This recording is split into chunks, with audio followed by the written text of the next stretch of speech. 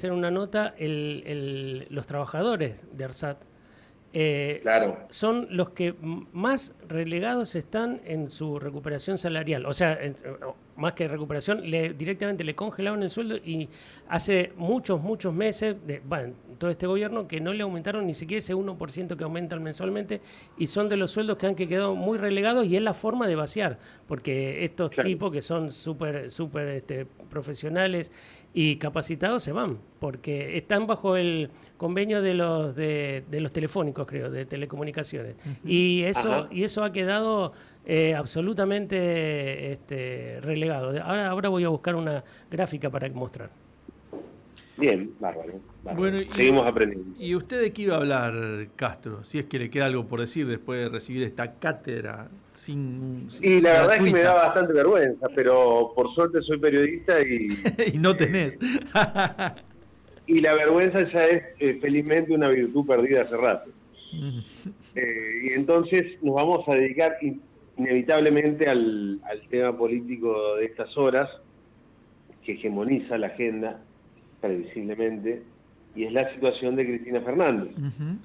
Hegemoniza por la obviedad de que se trata la figura más relevante de la política argentina y en buena medida de la política latinoamericana del siglo XXI, porque fue 2 veces presidenta, nada menos, porque fue vicepresidente y por todo lo que ya sabe. Me parece que antes de ingresar en un intento de análisis político de esta situación respecto de cuáles podrían ser sus efectos, sus consecuencias, cuáles son las incógnitas que están dando vuelta en el aire, insisto, respecto de la situación político-social, podríamos decir, en relación a la casi segura detención de Cristina Fernández. Me parece importante marcar algunos contornos del caso en términos de presupuestos básicos, como para tratar de luego sí avanzar en lo que mencionábamos recién. Primero, eh, como para arrancar, debe saber nuestra audiencia, que, no sé si quedará algún distraído, pero por si acaso, avisamos que la justicia no es independiente, que el periodismo tampoco es independiente, que al Papa no lo elige el Espíritu Santo y que los Reyes Magos son los padres, digamos, como para arrancar. Segundo, en ese marco, el juicio, todo el proceso del juicio de vialidad, lo que se conoce como la causa de vialidad, es un chiquero, ha sido un chiquero Ujú. eh, desde la cantidad de irregularidades de vandalismo judicial. Me pareció esta definición que leí por ahí, creo que a Sebastián Lacunza, en el diario AR, ese concepto me parece realmente muy gráfico para ilustrar lo que ha sido este proceso. Vandalismo judicial. Se hicieron Ujú. todas las barbaridades que a ustedes se les ocurra, Sí. todas. Y citás a la Los acusa que no es nada protagonistas, kirchnerista, además. no, nada, para nada Ujú. quiso esto, para nada, por supuesto. Los protagonistas mismos de todas las instancias judiciales, empezando por Ercolini, que es uno de los famosos integrantes de los Huemules, estos muchachos que se fueron Ujú. al lago escondido, financiados por el Grupo Clarín, junto con servicios de inteligencia, de pesca recreativa. Bueno, este fue el primero de los muchachos que tuvo en sus manos la causa de Cristina Fernández. Después, jueces y fiscales que iban a jugar al fulbito con Macri a la Quinta de Olivos. En fin, podríamos seguir hasta el hartazgo. El Estado de Derecho, en este caso, ha quedado arrasado violentamente y groseramente por cada uno de los protagonistas de las instancias judiciales eh, que llegan ahora a la Corte Suprema de Justicia, que también tiene lo suyo, para qué vamos a hablar, ¿no? Entonces, la justicia no es independiente, la causa es un chiquero. Esto no implica que no haya indicios que involucren más que a Cristina Fernández de Kirchner, a un sistema de recaudación ilegal vía obra pública, que en este caso se expresa a través de la denominada causa vialidad, que desde el punto de vista legal, jurídico, yo no voy a ahondar en detalles, por ejemplo, es suficiente escuchar la opinión para dar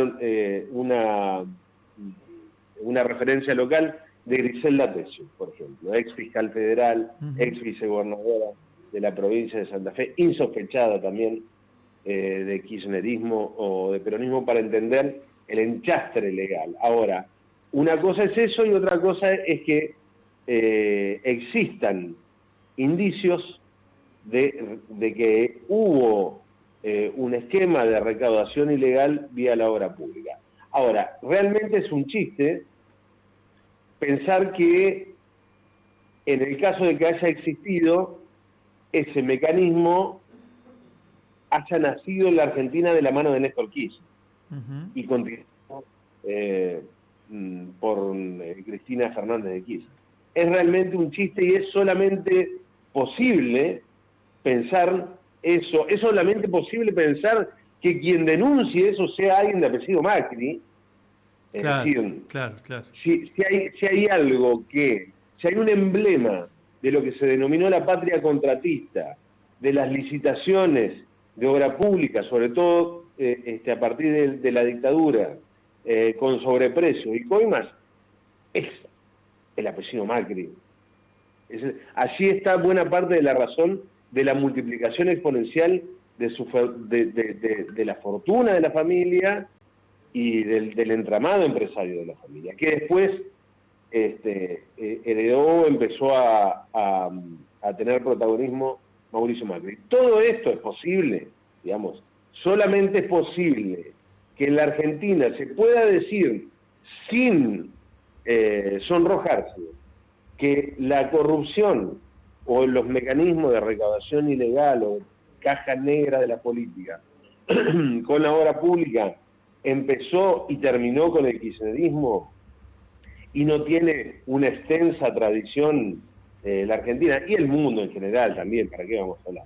En la materia solamente es posible por estos muchachos que aparecen en el prime time de la televisión, muchos de ellos muy ofuscados y muy enojados cuando el presidente les dice ensobrados. Bueno, el presidente en este caso acierta. Solamente es posible tamaña distorsión o sesgo de la realidad cuando vos tenés una maquinaria de medios de comunicación o de figuras relevantes, de influyentes, o de gran influencia sobre la opinión pública, que repiten este verso a sabiendas de que es un verso, ¿no?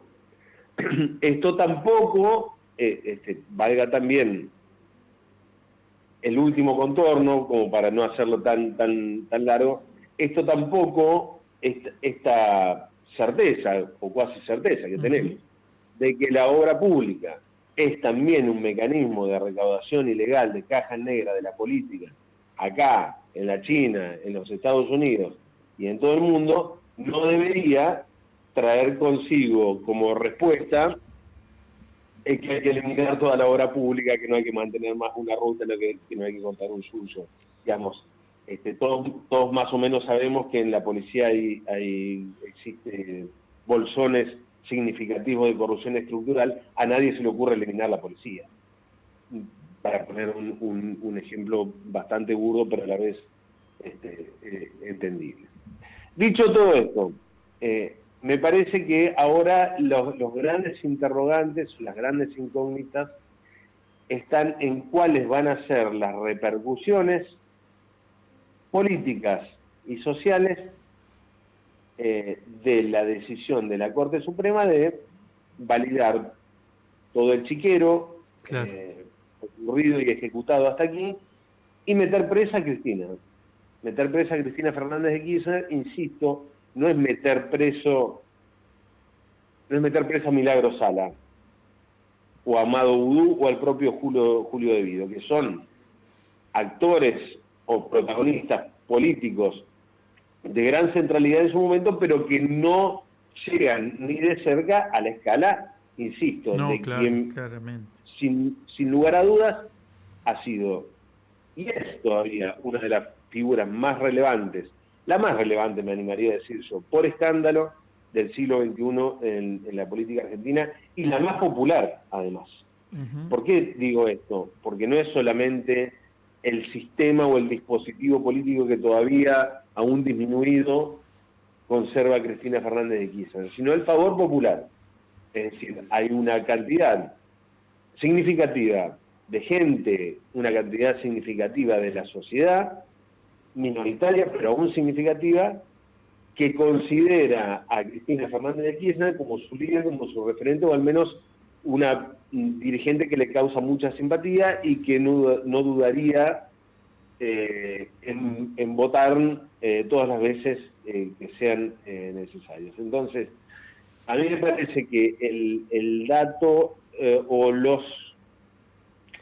las incógnitas que se irán develando con este tiempo es qué tan comprometido está las distintas tribus del peronismo y de sus aliados con la suerte de Cristina, porque hemos visto con el tradicional lambacentrismo, por llamarlo de alguna manera, que en la convocatoria de anoche en el Partido Justicialista se mencionaba que estaba todo el peronismo allí unido respaldando a Cristina. La verdad es que estaba una parte importantísima del peronismo, la parte mayoritaria del peronismo, que concentra sus fuerzas sustancialmente en la provincia de Buenos Aires, en el conurbano bonaerense.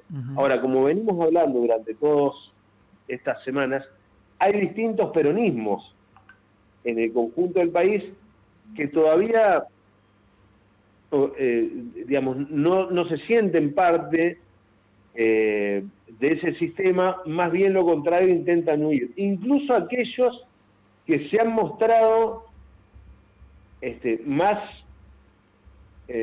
convencidamente opositores al gobierno de Javier Milei. ¿Por qué digo esto? Porque estoy pensando en los gobernadores peronistas.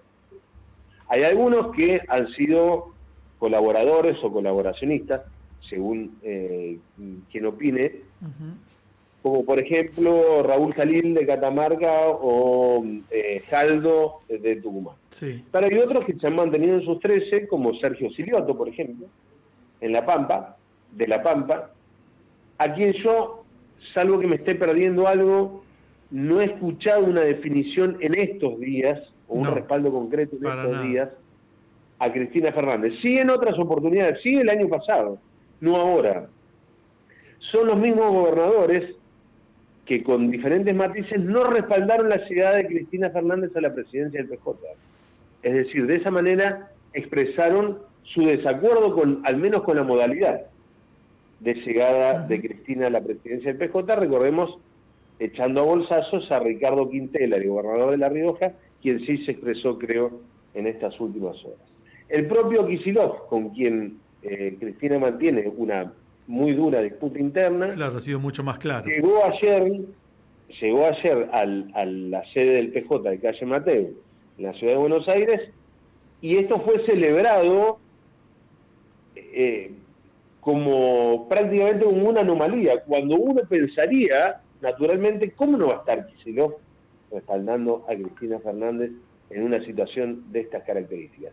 Entonces, ¿qué es lo que quiero decir con esto? Yo tengo todavía unas cuantas dudas respecto de cuál va a ser el compromiso real en la participación de un eventual esquema de resistencia a la detención, al encarcelamiento, a la prisión domiciliaria de Cristina Fernández de Kirchner, del conjunto de los peronismos en el país y también del peronismo bonaerense. Una cosa es participar ahora y otra cosa es sostener el tema de la prisión o de la detención de Cristina como agenda prioritaria del peronismo para los próximos meses, sobre todo teniendo en cuenta que viene una elección y no se me ocurre que sea la principal bandera de campaña para unos cuantos, incluso intendentes del conurbano, el pedido de libertad de Cristina Fernández. No sé si se entiende el concepto, ¿no? No es solamente la reacción ahora, sino la reacción sostenida en el tiempo que va a tener este esquema tan heterogéneo del peronismo o de los peronismos, incluido en la provincia de Buenos Aires. Y después la otra gran incógnita es cuál va a ser la reacción social. Claro. Sí, le hacen caso al cantito de si la tocan a Cristina, qué quilombo se va a armar, o si no pasa nada. Claro, a mí... eso es lo que quizás menos se pueda llegar no sé, a prever. Claro, yo tengo como antecedente necesario el momento en que a Cristina le gatillan en la cabeza y no la matan de casualidad. Ayer la propia expresidenta mencionaba que ella es una fusilada que vive, a propósito de la conmemoración de los fusilamientos de José León Suárez en el 56 y del dicho que activó en Rodolfo Walsh su extraordinaria investigación de reconstrucción de aquellos fusilamientos, que fue Operación Masacre. Cuando viene alguien y le dice, che, hay un fusilado que vive. Entonces Cristina toma esa frase y dice, yo soy una fusilada que vive, porque efectivamente le gatillaron en la cabeza y no la mataron de casualidad. En aquel momento estaba muy en boga el cantito, si la tocan a Cristina, qué quilombo se rompe. Y la verdad es que no se armó ningún quilombo. Hubo grandes movilizaciones populares, pero ya está claro que a quienes detentan un poder estructural y están muy deseosos de ver a Cristina Fernández definitivamente fuera de las decisiones del sistema político y centralmente presa como instrumento sancionatorio y aleccionador para todos aquellos que osen tener la expectativa de tocar intereses que han sido mayormente intocables. ¿Por qué, si en aquella oportunidad aquellas grandes movilizaciones populares, realmente multitudinarias, fueron tomadas con mayormente indiferencia por este sistema de poder estructural, por qué ahora, en una situación de mucha mayor debilidad, de mucha mayor indiferencia social, incluso dentro de la militancia, por qué ahora cambiaría la cosa? Yo realmente no veo clima de que vaya a haber demasiado quilombo si la tocan a Cristina. Puede que me equivoque, puede fallar absolutamente. Bien. Yo quiero ser absolutamente honesto con lo que es mi pensamiento o mi forma de ver las cosas en este momento. Yo no veo de ninguna manera clima. Claro, sí, pero además digo, es un pensamiento signado por los últimos antecedentes. No es que uno dice, bueno, esto es porque a mí se me ocurrió. Uno permite presumir a partir de lo último que se ha visto que una cosa es ir un grupo de gente pequeña a acompañar a Cristina a un canal de televisión y la otra es plantarse, además ante un gobierno que está dispuesto a reprimir, no es cualquier otro, ¿no? Sí, claro. Bueno. Además, veamos los resultados de las elecciones. Ya es una tendencia, el elevado nivel de ausentismo pasó el fin de semana en Misiones. Esto denota enojo, puede denotar enojo, pero también apatía e indiferencia. Desencanto con el conjunto del sistema político, porque en este clima ocurriría una reacción popular a gran escala que equilibrara los deseos, las presiones, la pulsión del sistema de poder estructural que quiere ver a Cristina Fernández presa. Yo no lo veo de ninguna manera. No lo veo de ninguna manera. Puede fallar, insisto. Yo no lo veo. Y también me parece, como último dato, que esta situación no debe estar siendo vista con demasiados buenos ojos por parte del gobierno nacional y del presidente Javier Milei. Porque no me parece que salga de su seno la presión, el empuje o la voluntad de que Cristina Fernández de Kirchner vaya en cana. Bien. Y de esta manera correrla directamente por ejemplo, de su participación electoral, porque el gobierno de Milei ya ha demostrado que ansía una polarización absoluta con el peronismo y particularmente con el peronismo kirchnerista para que no quede nada en el medio. Pensemos en la consigna de las elecciones de la Ciudad de Buenos Aires. Kirchnerismo, libertad. Esa es la estrategia política. Sí, eso es lo que le garpa. Eso es lo que le garpa porque además ya le morfó todo el voto antiperonista al PRO. Se lo deglutió. Es decir, mutó la base electoral de la Libertad Avanza. Ha perdido respaldo en los sectores populares, en la gente más pobre, mucha de la cual le dio su respaldo, le dio su voto a Javier Milei en 2023 como un voto bronca, como el voto al outsider, al que venía a reventar a la casta, y que ahora ya en estas últimas elecciones ha mostrado su desencanto también con el propio gobierno. Y la reacción es, no voy a votar directamente. Gustavo. Ahora, lo que ha perdido de esa base electoral popular el mileísmo, los libertarios, el propio presidente, la ha ganado con el voto gorila, para llamarlo de una manera muy clara y en criollo. Mira, Gustavo, nos quedamos sin tiempo, pero mientras estabas hablando, y te vamos a esperar mañana aquí en el piso, ya el diario Clarín, por ejemplo, que casi siempre es portavoz de los fallos o de las decisiones importantes de la Corte, pone como noticia urgente que la Corte se va a reunir hoy a las 16 para decidir su fallo sobre Cristina en la causa vialidad. Ya lo pone Clarín como noticia en desarrollo y después ya empieza a desarrollar. Dice que el presidente de la Corte, Horacio Rosati, citó a sus colegas a una reunión a las 16 y bueno, después abunda en otras informaciones sobre qué haría el kirchnerismo, etcétera, etcétera, o interpretaciones, pero esto ya lo tiene en su portada el diario Clarín, ahora lo acaba de subir Infobae también. La Corte se reunirá a las 16 para tomar una decisión en el caso Vialidad que tiene a Cristina como condenada.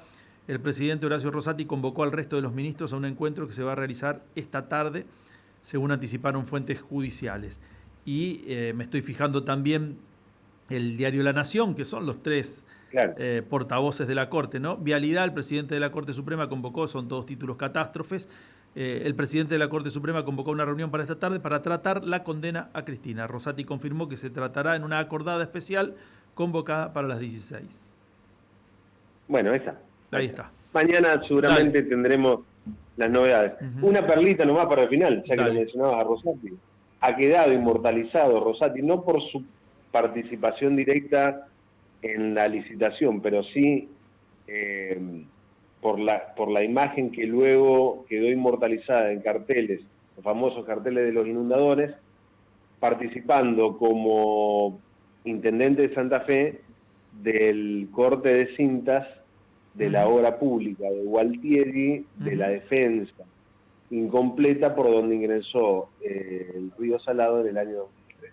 Fíjate vos, Rosati, ahora como presidente de la Corte, dándole, golpeando el martillo final para que la mayor líder política de la Argentina vaya presa por una causa relacionada con la obra pública. Te esperamos mañana, Gustavo Castro. Muchísimas gracias. Abrazo, chau, chau.